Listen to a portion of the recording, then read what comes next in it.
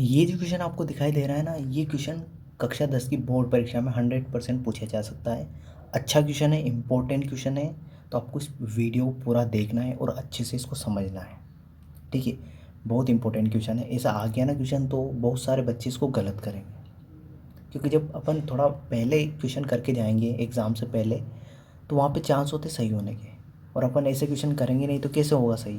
ठीक है, तो इस वीडियो को पूरा देखना है, आपको अच्छे समझ में आएगा। देखो शुरुआत करते हैं क्वेश्चन की, कैसे सोल्व करना है इसको। तो यहाँ पे अपने को यदि देखो क्वेश्चन क्या दिया होगा है, यदि बहुपद k-2 ये ब्रैकेट में और एक्स स्क्वायर माइनस 10x+3 का एक शून्यक उसके दूसरे शून्यक का व्युत्क्रम है। व्युत्क्रम है तो के का मान बताना है, तो इस के का मान बताना बहुत सिंपल है, बहुत आसान है। देखो कैसे करेंगे इसको। सबसे पहले यहाँ पे दिया हुआ है शून्यक, तो देखो शून्यक, पहले शून्यक बता देता हूँ मैं।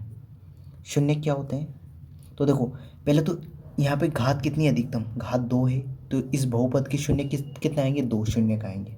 तो जितनी घात होती है ना उतने शून्यक आते हैं। तो शून्यक क्या होता है, ऐसा मान होता है शून्यक जिसको जिसको बहुपद में रखने पर, बहुपद में रखने पर पूरा बहुपद शून्य बन जाता है, शून्य बन जाता है।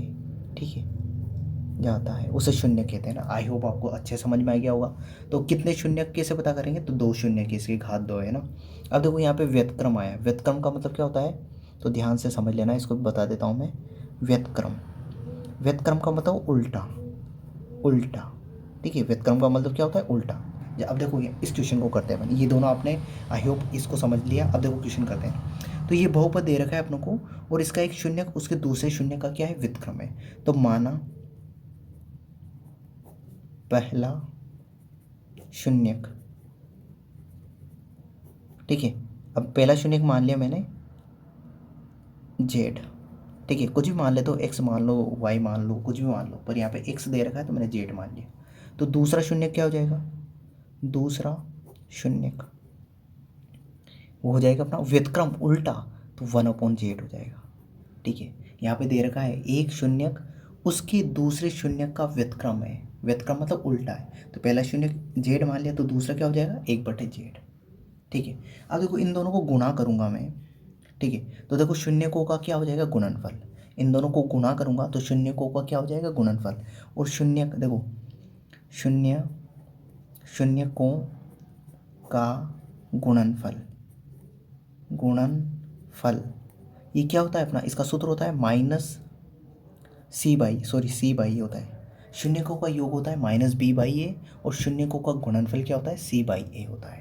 अब ये ABC क्या होता है मैं बताऊंगा आपको, अच्छे से वीडियो देखना है आपको।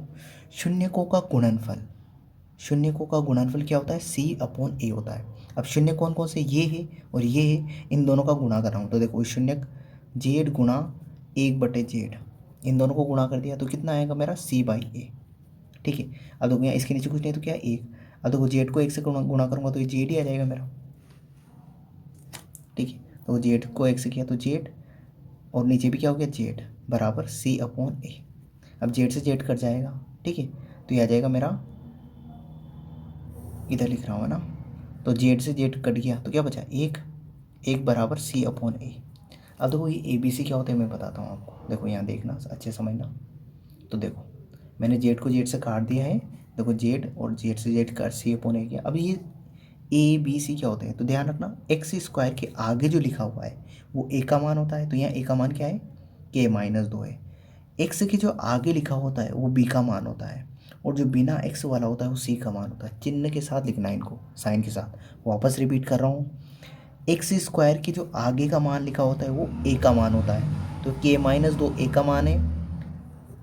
जो x के आगे लिखा होता है, देखो एक्स स्क्वायर के आगे लिखा होता है वो क्या होता है, तो ये होता है अपना a, ये क्या होता है अपना a। ठीक है, यहाँ बता देता हूँ आपको।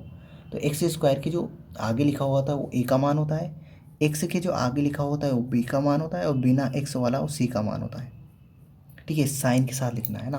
तो आपको पता चल गया। अब यहाँ मान रखना है, c का मान क्या है, तो आप बताओगे +3, a का मान क्या है, तो a का मान है k-2। तो यहाँ रख रहा हूँ मैं, तो देखो, तो 1 बराबर सी का मान तो है अपना 3 अपॉन के का मान है ए का मान है k-2 है ना। अब इसके नीचे कुछ नहीं तो क्या है 1। अब इसको क्रॉस मल्टीप्लाई इधर इसको और इसको इधर, तो k-2 को 1 से करूँगा तो वो कभी आ जाएगा k-2 बराबर 1 को 3 से करूँगा तो 3। ठीक है, अब देखो मुझे तो k का मान निकालना है, तो ये 2 को इधर भेज दूँगा तो ये माइनस का है तो किस में बदल जाएगा प्लस में, तो k बराबर आ जाएगा मेरा 3 + 2, और 3 में 2 जोड़ूंगा तो कितना आ जाएगा 5। तो k का मान कितना आ गया मेरा 5। तो इस तरीके से करना था इसको। तो आई होप आपको अच्छे से समझ में आ गया होगा। ठीक है, तो k का मान कितना है अपना 5। तो कौन सा ऑप्शन है, ऑप्शन नंबर बी अपना राइट आंसर हो जाएगा। ऑप्शन नंबर बी अपना राइट आंसर हो जाएगा। तो आई होप आपको क्लियरली समझ में आ गया होगा। क्वेश्चन इंपॉर्टेंट क्वेश्चन है, अच्छा क्वेश्चन है, एग्ज़ाम में आ जाएगा ना तो बहुत सारे बच्चे नहीं कर पाएंगे, और यदि आपने ये वीडियो देख के गए तो आप 100% करके जाएंगे आपको। ठीक है, तो इस वीडियो में इतना ही, अगले वीडियो में अगले क्वेश्चन के साथ मिलते हैं। Thank you, bye.